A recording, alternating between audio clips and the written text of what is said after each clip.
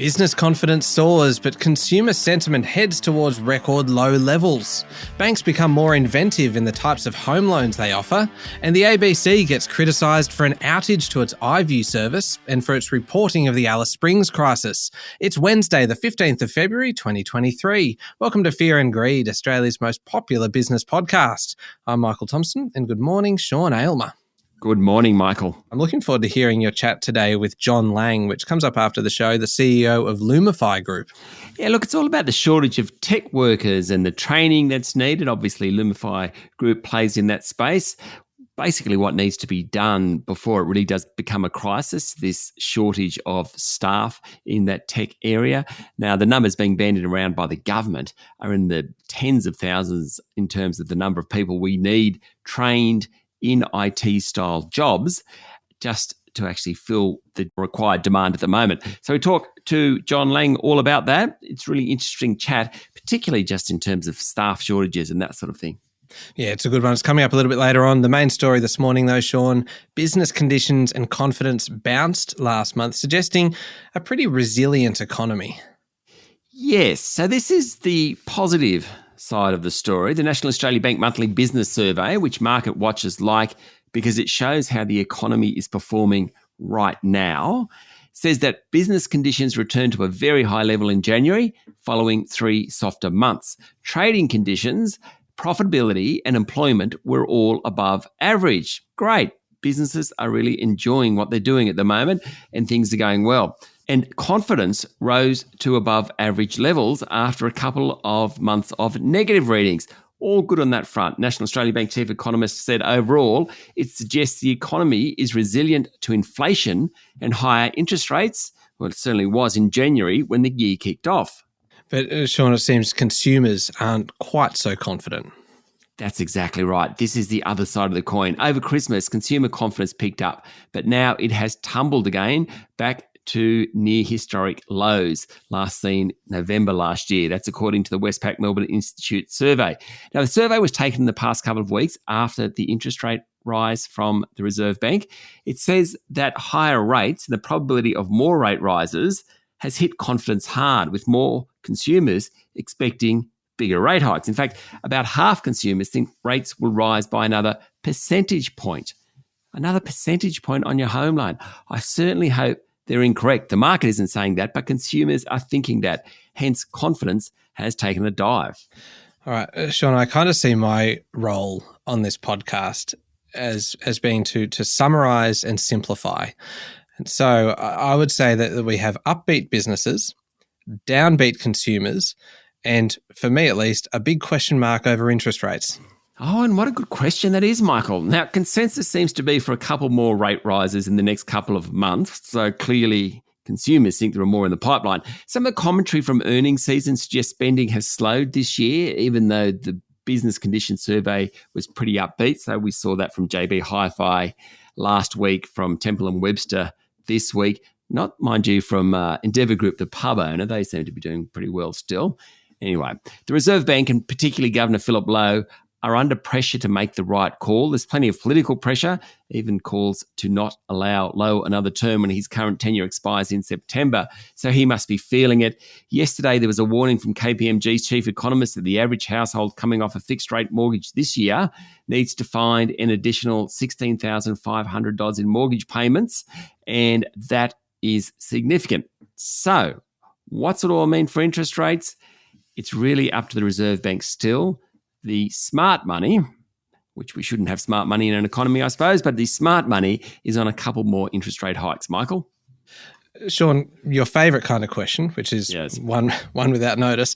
On the calls for Governor Philip Lowe to perhaps not have his term renewed, do most governors of the Reserve Bank get more than one stint? Yeah, so mostly the last couple have been, they get a 7-year stint. And Ian Macfarlane and Glenn Stevens both actually stayed 10 years, so they got an extra 3 years.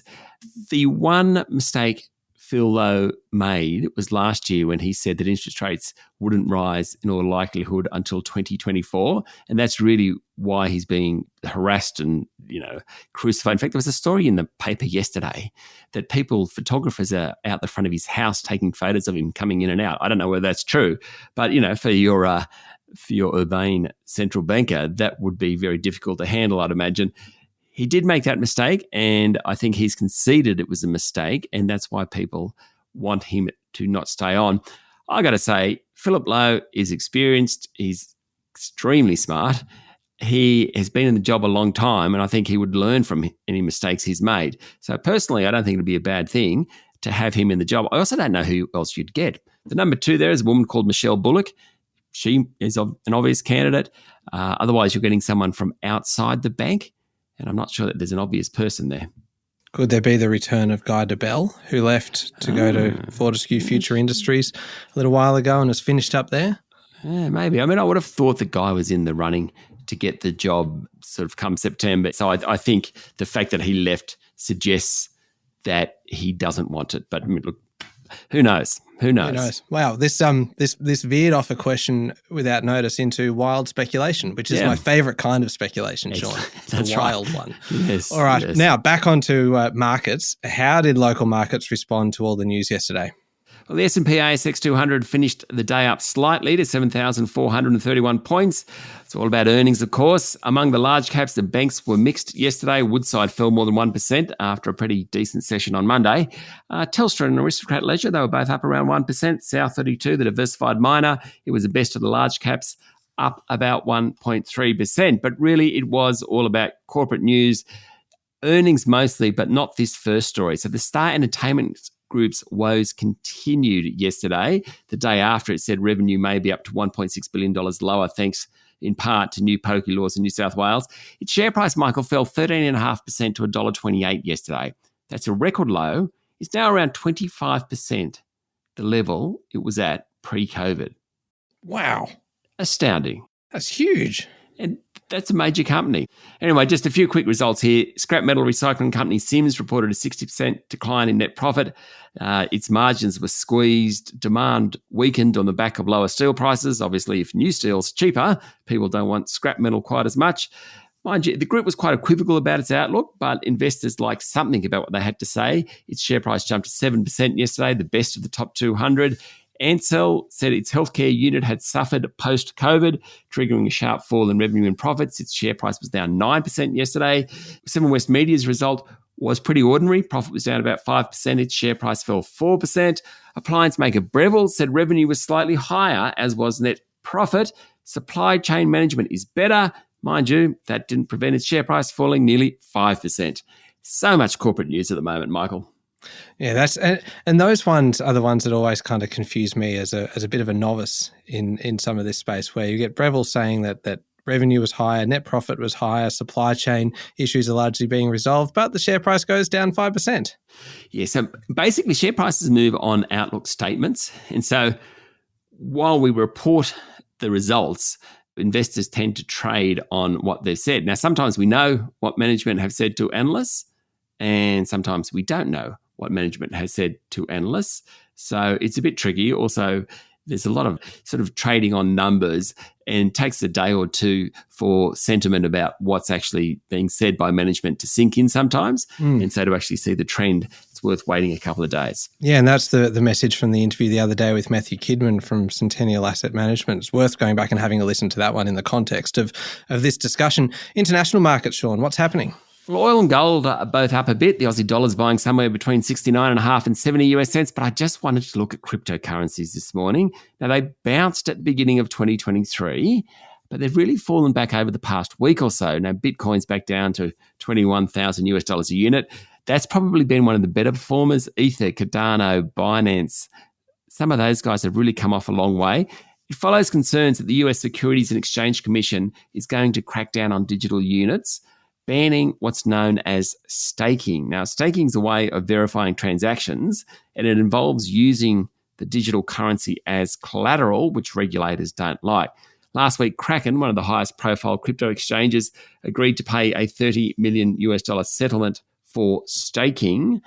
That has discouraged some investors from getting into some of those cryptos, hence the market has dropped a bit. All right. There is plenty happening, Sean, isn't there? We'll be back in a moment with the rest of the day's business news.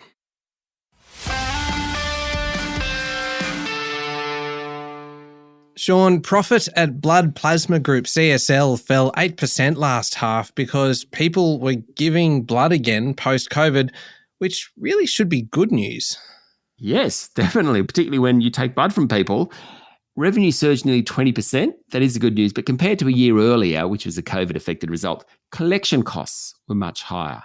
Also, there were big expenses relating to CSL's $12 billion purchase of Swiss pharma company Vifor late last year. So, Michael, the bottom line went backwards, but that's expected to be temporary, and CSL share price actually rose more than 1% yesterday to $317.75. Now, that puts it a touch above its pre-COVID price. Blood plasma collections were up 36% last half year, said outgoing CEO Paul Perreault. He, of course, will be replaced by Chief Operating Officer Paul McKenzie. Now, Perreault has run CSL for a decade, and I mean, this is like a gratuitous way to get into the fact that he's actually been one of the best paid CEOs for a decade or so as well. So if you're earning somewhere between $15 and $20 million a year, it must be hard to give up the job. Also, I mean, the company's done incredibly well under him. So, he's sort of kudos to him. But he's giving up a big wage. Oh, yeah, certainly is. I'd probably stick around for a few more years, just a little bit of a retirement fund. Yeah. Maybe he's got it when you're making that much every year for 10 years. Probably don't need it. How about that? Just seamlessly straight back into the wild speculation. I love it. Good. Now, Sean, James Hardie had been a powerhouse company really up until the end of about 2021, but it's struggled ever since. And yesterday said that half-year earnings were down 26%. The group, which has businesses in North America and Australasia, yesterday cut its earnings guidance after reporting a fall in sales in what it calls challenging conditions. It's the second downgrade in 4 months, and it also reflects higher input costs. But the bottom line is the North American new home construction market is slowing really sharply, so too renovation activity. James Hardie's share price fell 4% yesterday. It's dropped nearly 12% in less than 2 weeks. Quite a fall. Now, Sean, with interest rates on the rise and 800,000 plus mortgage holders to roll off fixed rate loans over the next couple of years, lenders, it seems, are getting quite creative about what they're offering customers. And really, I wouldn't have thought home loans is an area that allows for much creativity. Oh, Michael, there is so much creativity in home loans. Go on, convince me. Well, National Australia Bank subsidiary UBank last week decided it's going to introduce a 35-year mortgage, according to the Financial Review. What that means, it reduces monthly payments, so over the life of the loan, the borrower definitely pays more. Now, I haven't seen updated figures, but last time I looked, people on average pay off a house or refinance about every 7 years. So that means that a 35-year loan means you're paying less. But wow, that's a long time to pay off a home loan. Also, there's discussion that the regulator, the Australian Prudential Regulation Authority, will allow borrowers to get bigger loans by reducing serviceability buffers intended to make sure people have enough money to make repayments. That may sound slightly counterintuitive, but when rates are higher, serviceability buffers just don't need to be as large since rates just won't keep going on forever. So at 0% rates or, like a 2% standard variable rate, you maybe needed 3 or 4% on top of that for a serviceability buffer, but at 6 or 7%, you don't need that much. The bottom line to this really is that APRA doesn't want a rule that strangles the housing market. If you've got a serviceability ratio that's 10%, people just won't be able to afford a home loan.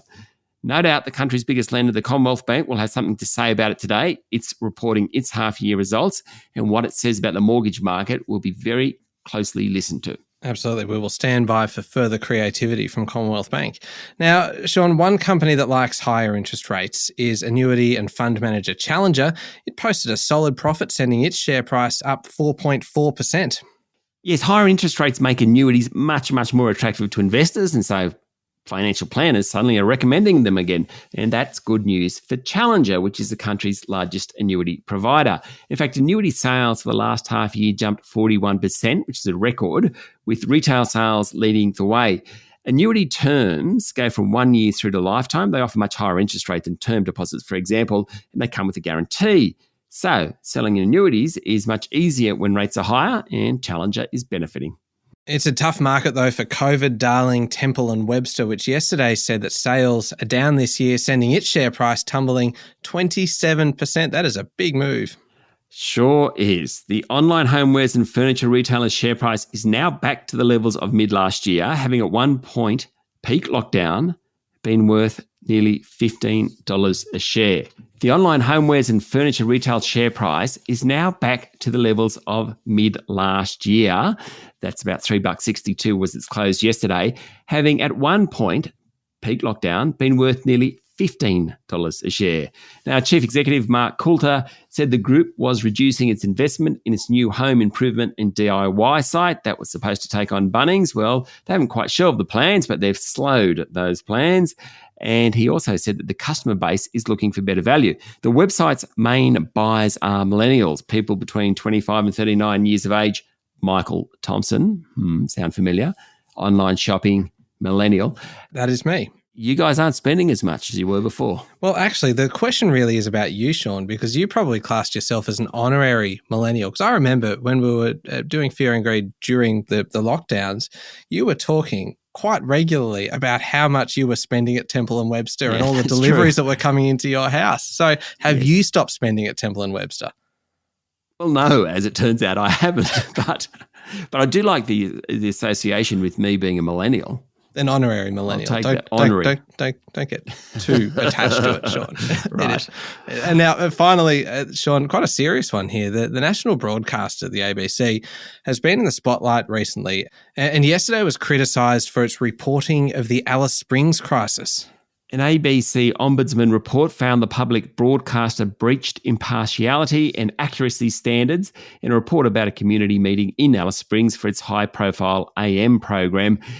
Managing Director David Anderson said the story wasn't up to ABC's standards. Now, the radio report claimed there were elements of white supremacy at an Alice Springs community forum on social unrest in the town. Ombudsman Fiona Cameron identified two breaches of editorial standards, one of impartiality for unduly favouring one perspective over another, and one of accuracy by not making reasonable efforts to ensure that material facts were accurately presented in context. For any media organisation, that is quite a clip across the year. Yeah, that's very serious. On a lighter note, Sean, the ABC said that human error had caused the group's website and streaming platform to crash on Monday night. There I was trying to catch up on Doc Martin and just couldn't open the app. Do you watch Doc Martin?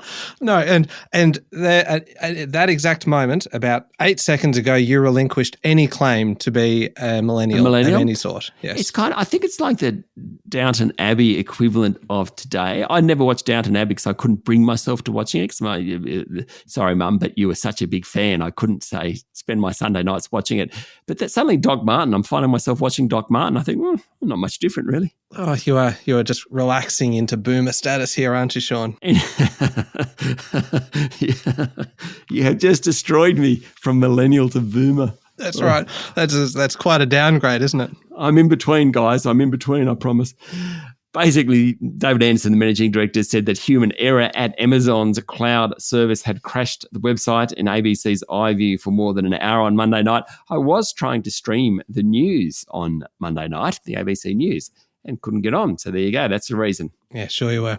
In international news, Sean, a state of emergency has been declared in New Zealand after tropical cyclone Gabrielle caused widespread damage across the north of the country. Yes, Gabrielle has brought heavy rain, flooding and gale force winds across the North Island and forced the evacuation of several beach towns. Authorities last night were struggling to restore communications to their crews in the region, and a power grid operator warned that the community should be prepared to go without electricity for days or possibly weeks. There are fears for people in New Zealand's Hawke's Bay region, where many last night were trapped on their roofs. Communications were down and helicopter rescue efforts were being thwarted by strong and unrelenting winds. Sean, this is interesting. The UK is moving ahead to regulate buy now, pay later lenders such as Klarna, ClearPay and PayPal. Yes, these providers will be required to give consumers key information about their loans and issue credit that's affordable, while users will have the right to take complaints to the Financial Ombudsman Service. That's the plan. It's sure to be watched very closely around the world, particularly here in Australia. One of the competitive advantages for buy now, pay later operators is basically the lack of regulation, because that's really kept costs down. While the sector boomed during the COVID pandemic, things have become much, much tougher, and the share price of companies in the sector have tumbled. Regulation could make some of these companies unviable. Mind you, the other side of the coin is the best operators want regulation because they think that will get rid of the cowboys in the sector. So for some of the better operators, it actually may be a benefit. And finally, Sean, a personalised license plate sold for 25.5 million Hong Kong dollars or 4.5 million Aussie at an auction, which is the second highest bid on record for a city where eye-catching number plates really are a pretty common sight. Guess what the letter was? It was a single letter, was it? It was a single letter. So you've got one in... How many? Oh, no. How many letters in the alphabet? 26? Oh, dear. Oh, this is one of those moments, and I am very glad we are recording. How many letters are in the alphabet? Sean, how long were you working at Fairfax for? Well, I said 26. Well, I've just Googled the 26. I was right. Whew. You shouldn't have had to Google that. I know. So I'm going to guess the letter S. Ah, you think so? R. Oh. Why? Well, someone's name was Richard. I don't know. Or at least Waterwick, something like that. Anyway. Finishing with speculation. I love it. Yes, it was letter R. It sold at a Lunar New Year auction organised by the Hong Kong Transport Department. It was just actually short of the record bid for a letter. Back in 2021, someone paid 26 million Hong Kong dollars as opposed to the 25.5 million over the weekend on the letter W. There you go. Next in line was V, 13 million Hong Kong dollars. That was back in 2017. In fact, there's been more than 160 auctions and over 40,000 plates have been registered since the personalised car plate system was introduced back in 2006. It's brought in about 600 million Hong Kong dollars for the government. And Michael, the most expensive phrase ever sold, so not a letter, a phrase, sold in 2006, more than $1 million. One, as in I, love you, the letter U. Oh, it really does feel like we're finishing on a very positive note. I'm going to take that out of context and say that was a very affectionate thing for you to say, Sean. Thank you. Well, yeah, but I mean, it just shows how many odd or overly rich people are in that city. I suppose that's one take-home message. Sean, up next is the Fear and Greed Daily Interview. John Lang, CEO of Lumify Group, as your guest. Yes, all about tech workers, the shortage of them, and what needs to be done before it becomes a crisis. That's coming up next in the Fear and Greed playlist on your podcast platform or at fearandgreed.com.au. Thank you very much, Sean. Thank you, Michael. It's Wednesday, the 15th of February, 2023. Make sure you're following the podcast. Join us online on LinkedIn, Instagram, Twitter, and Facebook. Don't forget there's a new episode of How Do They Afford That out today. Our sister podcast, Making Your Money Work a Little Bit Harder for You today, is all about rebooting the budget to help deal with interest rate rises. Check it out. I'm Michael Thompson, and that was Fear and Greed. Have a great day.